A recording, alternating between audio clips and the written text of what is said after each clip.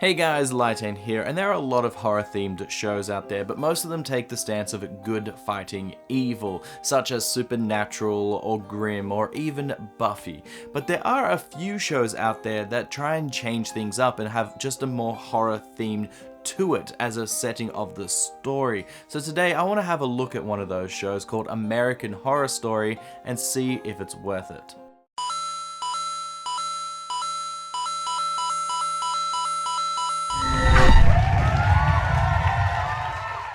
American Horror Story is a very unique show in that every season of it is set in a different environment with a new story and new characters, though some actors do come back for other seasons but playing different people. At first it can get a little bit confusing because you see the same actors playing a different part but you already remember them as someone else, and I forever call them by whatever I first saw them, but you do get used to it. Because of this, I will only be looking at the very first season of the show, because if I looked at every season, this video would take way too long. The first season of American Horror Story is all about the ghosts of a haunted house. When the Harmons move into a brand new house, that is actually a real house, and it's often quite used in Hollywood, so you may recognize it. You know, Buffy has it in one of her episodes, and Charmed has it as well. It's actually a pretty cool house, and you can visit it as well. Anyway, when the Harmons move in, they start off pretty rocky. Moving into a new state is stressful for any family, but they already had baggage due to some family troubles, but hopefully this will be a fine new start. Things don't quite work out that well because this is a TV show and it needs some drama, and this house is pretty strange. Creepy things start to happen around the house, both to the new family and just around the house in general, even when they're not at home. There are lots of random people that just keep coming to the house, and some of them manage to get into the house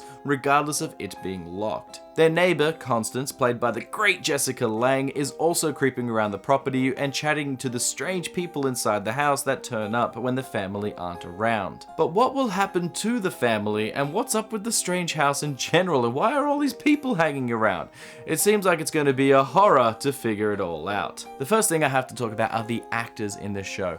Now, most of them aren't very well known before this show started, and some of them are even brand new talent, but I have to say that everybody here acts very, very well. The acting is top notch. Every character and every single person goes through so much, and the acting quality is very good. You can tell from the beginning of the show to the end of the show how much of a range most of these characters have. Special standout is someone like Tate, played by Evan Peters, who goes through so much in the first season.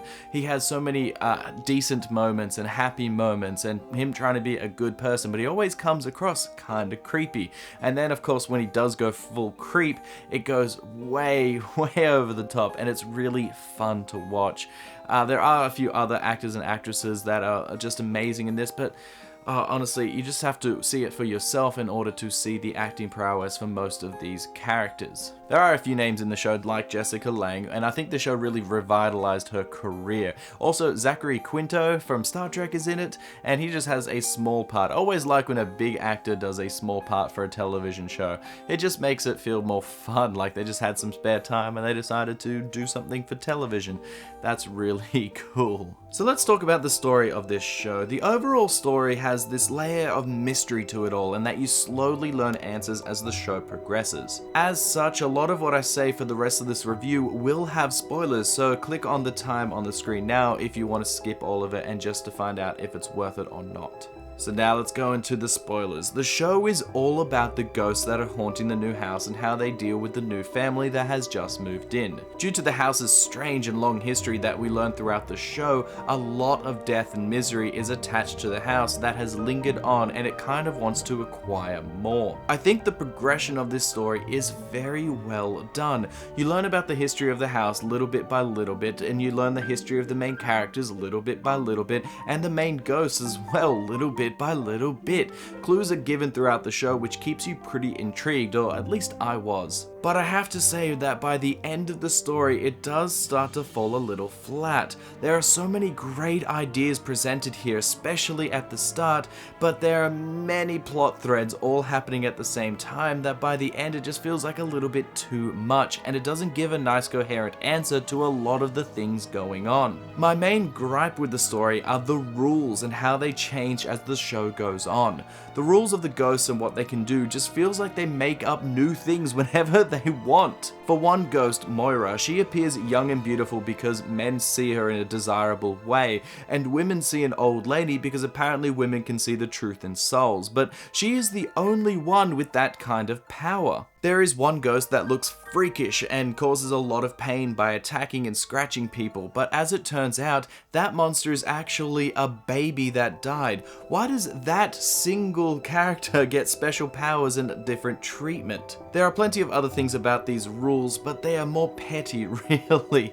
Because of this, by the end of the show, I was getting really annoyed because the world that they were trying to present to me just didn't make much sense, and it felt like that they were making it up as they went along. Even though this is a show about supernatural things, I feel that there have to be rules in order to ground it and make it more believable. So while I quite enjoyed the story in general leading up to the end of the show, I felt that the actual end of the show was a bit of a letdown. The main story gets really strange and it doesn't feel like a natural end to the story. As there are so many different main characters, we have to go through many stories and many arcs of those characters throughout the show, some of which are better than others. For the most part, I didn't really like Violet because she was a bratty teenager, but the parents were much more interesting, especially when they start going a little bit crazy. It's really strange. One thing that I did like was the fate that happens to Violet. A lot of the show was dedicated to Tate and his relationship with Violet, and I honestly think it was an interesting way to end their story in the show. And then we have Constance, who is like got this magnetism to her because she is just incredible to watch, but by the end of the show, it just sort of feels like a letdown with her character too. Even though the story and mysteries were the main focus, it's all dripping with the title of the show, horror. The reason why it's called American Horror Story is that the show is more based on scary things that are more in the Americana setting. Most horror in general is grounded in European folklore like vampires and werewolves and etc. But this show not only Americanizes it, it also uses scary aspects from an American society. The horror is fairly well done in my opinion. There are plenty of tense scenes and creepy moments, with some of it quite shocking. I do feel that as the show goes on, it isn't quite as scary, especially after we start learning things like who is in the gimp suit, etc. But the tone is pretty constant throughout at the very least. What I found to be the scariest part of this season, and I guess the show in general, is actually the intro. The music and the imagery are simply amazing. It is catered to each season in question, but not with any actual shots of the show. I honestly think that it's pretty darn cool. It's so scary, in fact, that when I watch this show with my girlfriend, we have to skip the intro every time because it scares her too much. In my opinion, the first season of American Horror Story is worth it. It is a show that is quite well made. The cinematography is good, the acting is very constant and good throughout. All of the actors and actresses do such an amazing job, and the story itself is fairly interesting. I like all of the mysteries and all of the things that the show has going for it. It really pulls you in. You want to find out what's happening. You want to figure out what's going on in this crazy house just as much as the main characters do. But there is a downside to that. Because of this general intrigue to it, by the time you get to the end of the season, it isn't quite as satisfying to get to the end. And that's a big letdown. I think because the writers just, it felt like they were just adding things onto it to try and be scary, but they didn't actually have a story fully set out. And it just sort of falls apart towards the end.